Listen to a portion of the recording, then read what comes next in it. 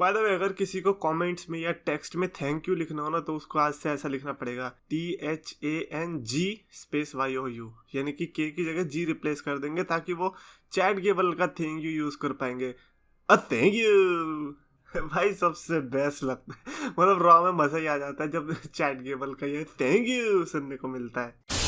तो क्या ऐसे हो चैंपियंस ऑफ द वर्ल्ड, मैं हूं 3DX Chetan. Seth Rollins and Kevin Owens kicked off Monday Night Raw and as usual ये वाली वीडियो जो है इस बार जो है दोनों पार्ट्स होने वाले हैं। दोनों पार्ट्स यानी कि 8:30 बजे तक की जो रॉ है वो भी रहेगी और 9:30 बजे तक की रॉ है वो भी रहने वाली है। दो पार्ट में रिकॉर्ड करूंगा। तो अभी स्टार्टिंग के लिए जो स्टार्टिंग में मेरे को देखने को मिले उसके बारे में बात करते हैं। जैसे कि रॉलिंस एंड ओवेंस ने शुरुआत करी थी। ओवेंस ऑफ कोर्स वही काउबॉय वाली हैट पहन के आए थे, उनको क्योंकि टेक्सास का मजाक उड़ाना है। टेक्सास का मजाक उड़ाने के लिए बहुत ईजी है, काउबॉय का मजाक उड़ा दो, इजीली उनका मजाक उड़ जाएगा। केविन ओवेंस ने भी वही किया एंड सेथ रॉलिंस को भी अंदर से फील आ रही होगी यार टैग टीम चैंपियनशिप के लिए मैं जाता रहा हूँ लेकिन ये केविन ओवेंस कहीं और ही दिशा में भाग रहा है, कहीं इसके चक्कर में मेरा भी मैच कहीं कैंसिल ना हो जाए। बट वो तो खैर इनके लिए लाइक अगले हफ्ते है चांस कि वो अगर रॉ टैग टीम चैंपियनशिप जीत पाए तो, जो कि triple threat tag team match होगा।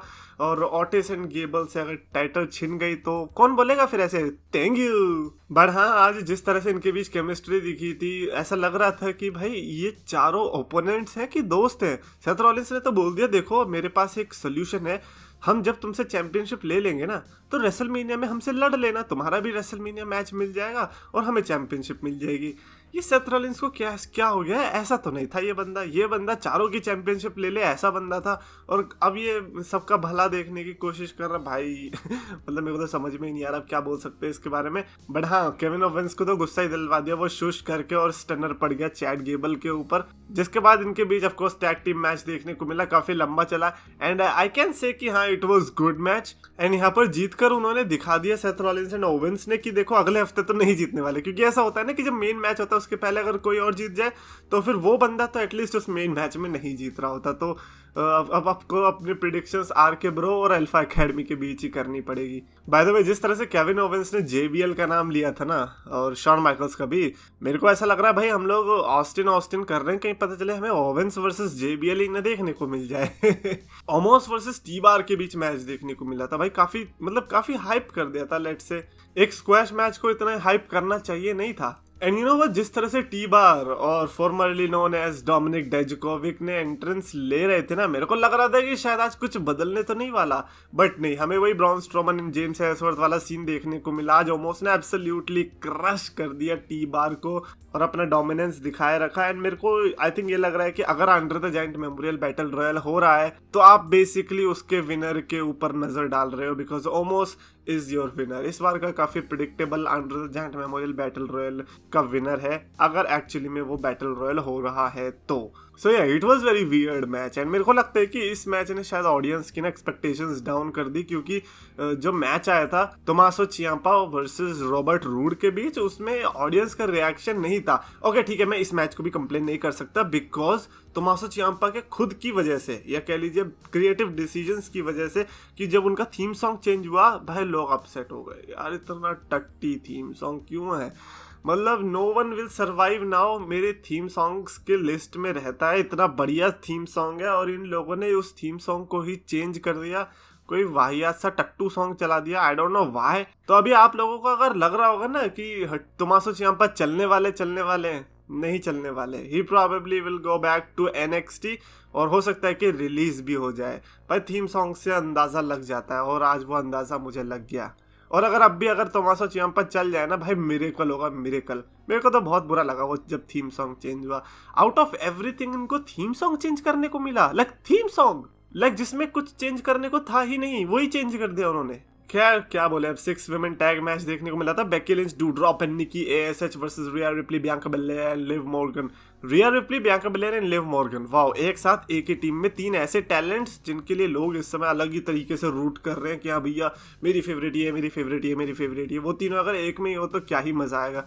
ऑफकोर्स आज वो मजा देखने को भी मिला, इन्होंने मैच जीता भी और बेकी लिंच के जो पेट पे बजाई है अपनी चोटी बियांका बेलेयर ने और उनको जख्म भी आए हैं भाई, वो तो मतलब रेसलमेनिया 38 का अगर ये मेन इवेंट नहीं है ना तो फिर मेरे को नाइट 1 में इंटरेस्ट है भी नहीं, फिर तो भाड़ में जाओ। ऑफ कोर्स ये नाइट 2 में ही होने वाला और ये मेन इवेंट नहीं है, बिकॉज लाइक ऐसा होगा ना कि वुमेन्स चैंपियनशिप 2 अलग अलग नाइट्स में बढ़ जाएगी, और क्योंकि पहले में शार्लेट वर्सेस रोंडा हो रही है तो ये नाइट 2 में ही देखने को मिलेगी। तो it's just sad. I think Bianca versus Becky should have main evented night 1 and I think it was a good match too. मेरे को ऐसा लगता है कि यार जो भी टैग मैचेस देखने को मिले थे so far, I think those were amazing.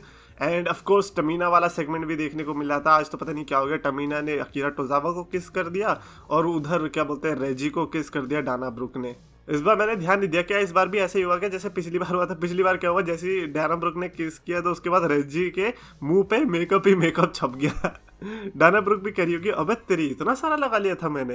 And अभी जो खत्म हुआ जो मैंने देखा वो Miz and Mysterio and Dominik का प्रोमो था। एंड बेसिकली इनका मैच देखने को मिलने वाला है Mysterios versus Cedric and Shelton Benjamin यानी कि हर्ट बिजनेस। ये सरप्राइज होंगे ना, हर्ट बिजनेस अभी भी जिंदा है भाई, क्या करे यार। तो ये अभी मिलते हैं अगले ही पार्ट में इसी वीडियो में, don't worry. Okay so I am back with the next part and this next part is absolutely stupendous. भाई क्या देखने को मिल गया, मतलब मेन चीज के बारे में बात करेंगे, लेकिन उसके पहले फिन बैलर ने यूएस चैंपियनशिप जीत ली भैया। अबे मैंने फिन बैलर को जो अल्टीमेटम दिया था वो तो उन्होंने 1 हफ्ते में ही पूरा कर लिया। उन्होंने कहा कि 1 साल छोड़ो मैं 1 हफ्ते में करके दिखाऊंगा। यूनाइटेड स्टेट्स चैंपियनशिप ऑलरेडी जीत लिया, रेसलमेनिया की वेट नहीं करनी पड़ी है। एंड डेमियन प्रीस्ट ने जो टर्न किया है, डेमियन प्रीस्ट का एक ऑफिशियल हील टर्न देखने को मिला है। He is the bad guy now. Finn Balor versus Damien priest can be the rivalry जिसके लिए लोग रेसलमेनिया में एक्साइट हो सकते हैं। ओके सो फिन बैलर के लिए I think we all are happy. And not only Finn Balor, I think जो अगला पार्ट आया था ऑस्टिन थ्योरी वाला कि विंस मैकमैन को उन्होंने कहा कि देखो अगर पैट मैकेफी ने तुम पे अटैक किया तो मैं वहीं पे रहने वाला हूँ, मैं तुम्हारा साथ दूंगा। तो ये पैट मैकेफी शो के लिए ऑलरेडी एक्साइटमेंट और बढ़ गई है कि ऑस्टिन थ्योरी भी वहां पर होने वाला है, which clearly means that Vince McMahon is not going to wrestle, it is going to be Pat McAfee versus Austin Theory. So इसलिए अपनी अपनी होप्स जो है ना उनको पजामे में डालो और कहीं बाहर उड़ा दो। Vince McMahon is not going to wrestle.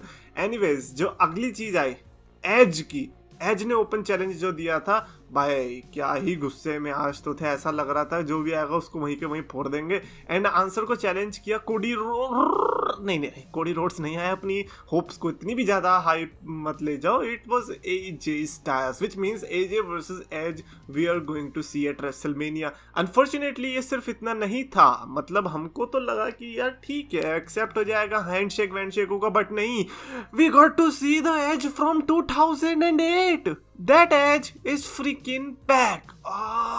ऐसा क्या हुआ एज के साथ जो उन्हें ये वाला कैरेक्टर वापस लाना पड़ा भाई साहब, मतलब oh I don't know what to say. I mean face Edge is great but heel Edge is the business. ये हील चाहिए था। ये हील का रीजन क्या ये मेरे को अभी तक नहीं पता चला, हो सकता है कि नेक्स्ट वीक पता चले। बट एज को जो पेला गया है, oh my god, Edge is the ultimate baby face coming WrestleMania 38। और जो लाइक ये जो शिफ्ट था ना, I was definitely not expecting that. And to be honest जैसे एजे स्टाइल्स का थीम सॉन्ग बजा ना, I was like oh what a bummer. Not that I didn't wanted AJ versus Edge, but मैं नहीं चाहता था कि एक ऐसे ओपन चैलेंज की तरह हो, मैं चाहता था कि कुछ स्टोरी हो। बट भाई साहब भयंकर स्टोरी कर दी इन्होंने तो यहाँ। अभी एजे वर्सेस एज के लिए I am personally more excited, more excited than WrestleMania night 1 main event. ये राइवलरी ऐसी खिंचती रही ना और चैंपियनशिप तक भी चली गई, भाई मजा आएगा। मतलब आज का जो एज के अंदर को भी उनको पता चल रहा था कि शायद वो गलत कर रहे हैं, बट वही अगेन रीजनिंग की बात है, क्राउड को देखकर भी वो इमोशनल हो गए थे। बट स्टिल उन्होंने एजे स्टाइल्स के ऊपर वैसी चेयर मारी जैसे रैंडी ऑर्टन ने उनके सर के ऊपर मारी थी। मे बी उनके अंदर वो दिख रहा है कि शायद AJ Styles can be the next Edge और इसीलिए वो उसको रोकना चाह रहे हैं। भाई बहुत सारी ये जो इमोशनल ड्रामा हुआ ना एंड में, आई थिंक रॉ को बना दिया इन्होंने।